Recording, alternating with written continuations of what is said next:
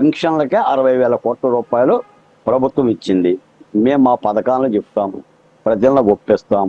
2 ఏళ్ల ఇప్పుడు ఎన్నికల ప్రక్రియ గురించి మనం ఓట్ల సర గురించి మాట్లాడుతున్నాం, చేపిస్తున్నాం. ఎన్నికల ప్రచార సభ కాదు ఇది, సర గురించి మాట్లాడతామంటున్నాము. దాని గురించి మాట్లాడండి. ఎలా జరుగుతుంది, ఎలా జరగాలి, చేతులు కొట్టుకుని చంద్రబాబు నాయుడు పరిపాలన గురించి మాట్లాడతా కాపలా కాసుకోండి. వెళ్ళి ఓట్లు అది మాట్లాడద్దు.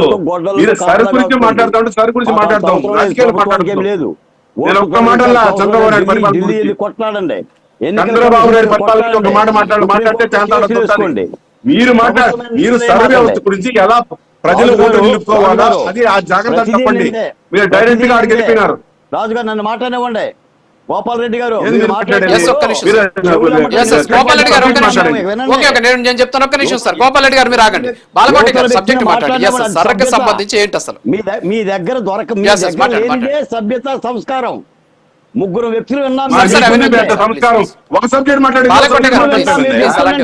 మీరు ఎందుకంటే సబ్జెక్ట్ మాట్లాడదాం సార్, ప్లీజ్ సబ్జెక్ట్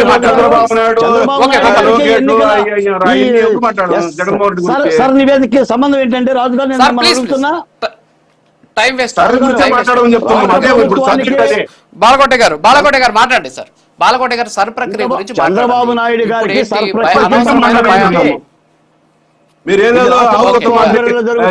విమర్శించాలని ఉద్దేశంతో రాకూడదు సార్. ఒక్క నిమిషం సార్, గోపాల్ రెడ్డి గారు ఒక్క నిమిషం ఆయన మాట్లాడనివ్వండి సార్. మీరు చెప్పారు కదా, ఆయన మాట్లాడుతున్నారు కదా, ఒక్క నిమిషం ఆగండి ప్లీజ్.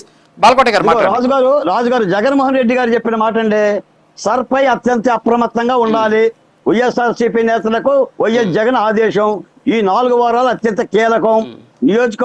ఏదో రకంగా మన పార్టీ ఓట్లు తొలగించేందుకు చంద్రబాబు కుట్ర. ఏముండి నీ పార్టీ ఓట్లు తొలగించడానికి? నేను అడుగుతున్నాను గోపాల్ రెడ్డి గారు మిమ్మల్ని, మీకు 11 సీట్లు ఎందుకు వచ్చింది చెప్పండి. తొలగిస్తే వచ్చినా జనం ఓట్లు వేయకోకుండా ఉంటే వచ్చినాయా? ఎలా వచ్చింది చెప్పండి? తొలగించాల్సిన అవసరం ఏముందంటున్నా.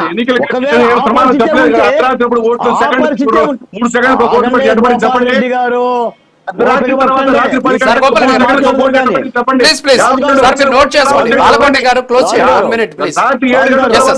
గోపాల్ రెడ్డి గారు ఒక్క నిమిషం ఆగండి సార్.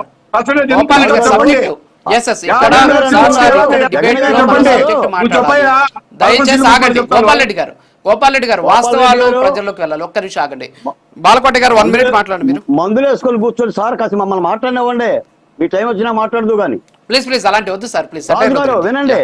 అధికార దుర్వినియోగంతో ప్రతి బూత్ లో కూడా 50 ఓట్లు తీసేందుకు కూటమి ప్రభుత్వం లక్ష్యం. ఒక్కొక్క బూత్ లో 50 ఓట్లు తీసుకుందని జగన్మోహన్ రెడ్డి గారు చెప్తున్నాడు. ఇది తప్పుడు సంకేతం కాదండి. ప్రజల్లో ఒక అభద్రత, ప్రజల్లో ఒక అయోమయం క్రియేట్ చేయడం కాదండి. మీరు ఇలా చెప్పారు పలానా దుష్యంత్ రెడ్డి ఓట్లు తొలగించారని.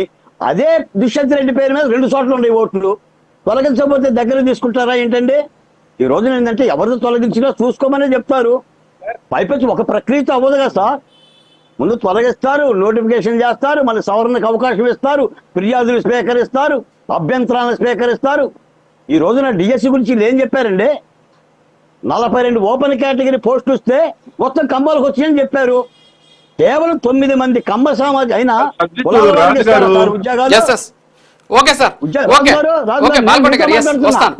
మీతో మాట్లాడుతున్నా. మతాల వారీగా ఇస్తారా ఉద్యోగాలు? ప్రతిభ ఆధారంగా ఇస్తారా? ఓపెన్ కేటగిరీ అయినా అంటే వీళ్ళు చేస్తున్న అబద్ధం ప్రచారం. సర్ మీద కూడా అలాంటి ప్రచారమే చేస్తున్నారు. కూటమి ప్రభుత్వానికి ఆ ఉద్దేశమో లేదు. తప్పనిసరిగా ఎన్నికల రణరంగంలో యుద్ధంలో పాల్గొనండి సార్. మీరు ప్రజలకు మంచి చెప్పండి, అయోమయాలు చేయమాకండి, తుంపులాటలు పెట్టమాకండి. కాబట్టి తప్పనిసరిగా ప్రభుత్వం తప్ప సర్ మీద మాత్రం ప్రభుత్వానికి ఎలాంటి చాలా చంద్రబాబు నాయుడు ప్రభుత్వంలోనే సర్ నివేదిక కూడా సక్రమంగా జరుగుతుందండి. ఓట్లు తొలగించే బుద్ధి చంద్రబాబు నాయుడు గారికి చెప్పారు కదా. ఓకే సార్, చర్చిద్దాం. ఒక్క నిమిషం సార్ ప్లీజ్. పోతిరెడ్డి కృష్ణకాంత్ గారు.